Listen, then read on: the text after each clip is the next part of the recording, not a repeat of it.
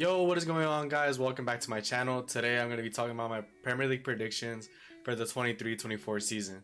Now, with the season only 9 days away, I'm pretty sure everyone's excited to watch their teams play, to watch the teams kick off, to see all the new transfers.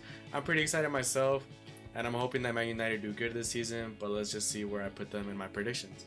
Without further interruption, I'm just going to go straight into my 20th. I'm going to put Luton. For Luton, honestly, I just think that they're just not spending enough money to stay in this division. I think they got pretty lucky to even get up here, and they're pretty much a really small team. Their stadium isn't even up to the standard of the Premier League. I think their first game got delayed. I don't have actual confirmation on that, or actual news has come out on that, because their stadium just isn't up to par at the moment. So their only signings have been Giles from Wolves, Chong from Birmingham, and Anderson, which is a center back that is relatively unknown. But I just feel that because there isn't an efficient amount of investment, and it's risky to invest money when you might just go down anyways. So I feel that there's going to be 20th, and they're pretty much going to just be the bottom feeders of the Premier League. So moving on to the 19th, I have Sheffield United. They haven't really bought anyone that's pretty noteworthy. They signed some striker from the Swedish league that I never heard of, and also some center mid. Yes, that's kind of ignorant of me to say that I've never heard of these players, so they're going to be dog shit, but I just feel like the profile of player that you want and need in the Premier League, you need to buy players that at least have a little bit of experience in the league, maybe not the most, but at least some. And they also lost Ndiaye recently, which is their top goal scorer from last season, and they even tweeted that they reluctantly accepted the bid. So I feel like they're just in the mud at the moment. Even fans on Twitter saying that they might get the worst point tally in the league. I feel like they might not be as worse. They might not be as bad as Luton, but I feel like they're going to be second to last. And we're kind of just going through these. I'm going to have some I'm going to have the names of like signings that came in and signings that came out that are at least important to why, I made my prediction. I'm not going to just put all the names up there, especially for teams like Chelsea, because they just bought and sold so many players. I feel like I'm only going to put the ones that I think matter the most when it comes to where they're going to finish in the league according to my predictions. But anyways, moving on to 18th, I have Everton. I feel like this is the year that they get relegated. They've spent so much money and just invested it so poorly that I feel like it's just gonna be too much for them this season. It's gonna be too much, and they're not gonna be able to handle the pressure. Yes, I know that Sean Dyche is their coach and he has a good defensive record, but I feel like last season they were just, towards the end, they were pretty dog shit, and they just weren't getting the wins. They got lucky to even stay in the division, in my opinion. And they signed Danjuma and Ashley Young. I feel like those are just acquisitions that are, maybe Danjuma can make a difference. Ashley Young, he's too old. Austin Villa let him go. With all the experience that he has, yes, it's important, but again, age is also a key factor in the signing. Even though his name's Young, he's old as fuck. And I feel like they're just going to be really dog shit, and it's the season that they go down. And at 17th, staying up for the score for the neck, I have Burnley. I feel like they're going to be a little bit better company. I think he's a good coach. I feel like a little bit of experience that he has at Anderlecht and Burnley, I feel like he has enough track record to stay in the division. I'm really hoping so, because honestly I do like company regardless of whether I'm a Man United fan or not. I feel like seeing a player's career as a manager is always intriguing to see, and I really hope that they do good. And seeing company do what he did in the championship and get first, it was really impressive. Some of their signings might not be that good. I think Trafford and Bayer are kind of relatively unknowns. Yes, Trafford won the under 21 Euros with England, and he did really good. But I feel like the Premier League is a whole different story. Yes, he does back his own ability a lot, but I feel like it's a whole different experience when you play in the Prem. They also signed this player Amdouni. I've never heard of him. I heard he was a crack at Basel. But I honestly don't know. I've never seen him play. I've heard good things about him. I feel like he is going to be a little an electric player in the Premier League, and I feel like he might create from time to time for them. And I feel like that's really important, having players that create chances out of nowhere, especially in low level teams. Having players like St. Max before, when Newcastle were pretty ass, and for Wolves to have Adama Traore back then. I feel like players like that are really important for lower tier teams, and I feel like a player like that it's what's gonna make Burnley stay in the division this season. And the team I have at 16th, I have Wolves. Honestly, I do have Wolves here just because my homie supports them. Honestly, if I'm being realistic, I think they're going to be competing for 18th with Everton. Honestly, Burnley might finish above them. And this is mainly because they lost Ruben Neves. I feel like Ruben Neves is a huge loss, and also they lost Nathan Collins, which was a key player in their defense.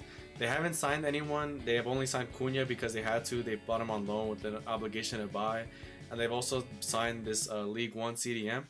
He might be good. Honestly, I haven't seen him play. I can't really say like anything about his ability, but I feel like not having a real striker, I feel like they're hoping a lot on that striker whose name I can't pronounce. I'm hoping that they're hoping that he can make a difference coming back from that ACL injury. But I feel like without signing a real striker, they might struggle a lot. And I feel like their coach Lopetegui has been really frustrated with the fact that they haven't bought anyone, and the fact that he has to pretty much play with all these shit players that they have on the team, and letting go of Connor Cody, who is a captain of the squad. It's important to have players that can pull players together and get them through tough situations, when morale is down. And I feel like because of that, they might finish 16th. Honestly, they're going to be in a big relegation battle. Alright, and at 15th I have Forest. Honestly, the reason I have Forest at 15th is because they did sign a lot of players that were pretty decent last season. Morgan Gibbs-White and Brennan Johnson were really, really good last season as a partnership. They've also brought in Anthony Alenga. Honestly, from watching him at Man U, I feel like he's pretty dog shit for the most part, but I feel like he has a good amount of pace, and he's still really young. He could still maybe flourish and become a lower Premier League table player. And I feel like he could make, a bit of a difference for them. I feel like because of his pace, I feel like he might add something new to that team. But the main problem with them is that they don't have a goalie yet. They've been trying to get Dean Henderson. Supposedly they're close to getting Matt Turner from Arsenal, across the line. But that's a relatively unknown. You might not know who they have in keep next season. And all this is being filmed before the end of the transfer window, so they might bring in a random player that I don't know of yet. I'm doing this before the Premier League kicks off. That way, I don't have a chance to see how these teams play. This is a raw prediction. I haven't seen any of these teams really play in a competitive sense. The Community Shield is close, but I feel like that's still more like a preseason game. It's not really like the actual Premier League. And from Forest's point of view, they need to get a keeper over the line. Yes, they had Keylor Navas, who honestly did pretty decent last season. I feel like they really need a goalie, and the fact that they haven't gotten either Dean Henderson or Turner on the line, I'm really banking a lot that they do sign a goalie that's of a pretty good standard. But for the most part, I feel like they're in danger. Alright, so at 14th, I have Bournemouth. Honestly, I feel like they had a pretty good finish in the last season. To stay in the division was pretty good for them, especially because they're such a small club. And with the additions of Cliver and Fiber and Kirkes, honestly, I feel like those players might add a little bit of energy just because they're still pretty young. They're two 24-year-olds and a 22-year-old, I'm pretty sure, is the left back. Kirkes, I'm pretty sure that's his age.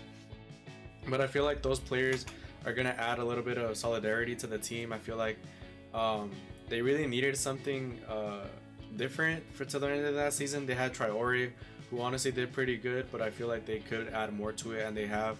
The big departure that they did have in midfield is Lerma. Yes, he might not be the best player, but he did have a solid last season, and he was a really big ball winner for them. He was really important to getting the ball back, and when you're such a small club in the Premier League, you need to have a player that's constantly getting the ball back, or at least putting in challenges to try to get the ball back. I feel like these signings might try to make them a little bit more, of a possession style side, but in the Premier League, is that really what you're trying to do, especially as a low tier club? This might be dangerous, but I'm really hoping that the teams below them are worse. So yeah, I have Bournemouth down at 14. So at 13th, I have West Ham, and looking at their transfers, I literally just hopped off the transfer page. I feel like they might be lower in the. I'm pretty sure that my prediction on this one is going to be 100% wrong. They haven't signed anyone of great note, and they're about to sell Skamaka, and they've just sold Declan Rice, and they're struggling to get transfers over the line. They try to get Maguire. They bid 20 mil for him, which was a pretty ridiculous bid. Yes, I get Maguire shits, and I would probably personally sell him for 20 to 30 mil. But Man United want 40 at least, and they're not going to pay that because, his stock has never been lower. He's been dog shit last season. They bid 40 million for Conor Gallagher, which is a shit player. I don't know why they would bid that much for him. They just can't get any transfers over the line. This is honestly looking like a dangerous prediction for me. I have nothing else to say because they haven't signed anyone. They've let go of their best player from last season. And honestly, they could be in trouble, but 13th is where I'm putting them. So at 12th place, I have Fulham. I feel like people might expect them to be a little bit higher, considering that where they finished last season. But I feel like 12th place is pretty solid. Honestly, they might drop off a little bit more because Mitrovic might leave. I heard that he is just not wanted to play for the team. He wants to go to Saudi Arabia, and I'm basing a lot of these predictions on transfers that either Fabrizio has said that is going to happen, or David Ornstein. They have said they might happen, likely to happen. I feel like that's pretty much what I'm basing my predictions on.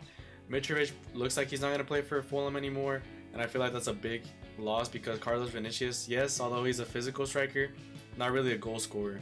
And Mitrovic, popped off in the beginning of last season, kind of slowed down towards the end. But I feel like losing a player of that quality, especially towards the latter half of the season, it could matter a lot. But they did strengthen the defense. They got Calvin Bassey, and they also got Raul Jimenez through the door. Which Raul Jimenez, if he can remake his early Wolves form, maybe he'll be a steal at 6 million. But I feel like it's just not.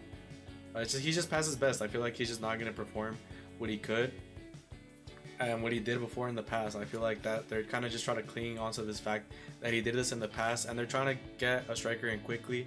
That way they're not struggling towards the beginning of last season trying to get a player in to start training with them. I feel like this might be a dangerous position to put them in 12th, but I feel like 12th is probably the best they could hope for, and it's what I'm hoping that they get. Alright, so 11th I have Brentford. Honestly, this might be a little high for them, but I feel like towards the end of the season when they get Tony back, I feel like they might start to play a lot better.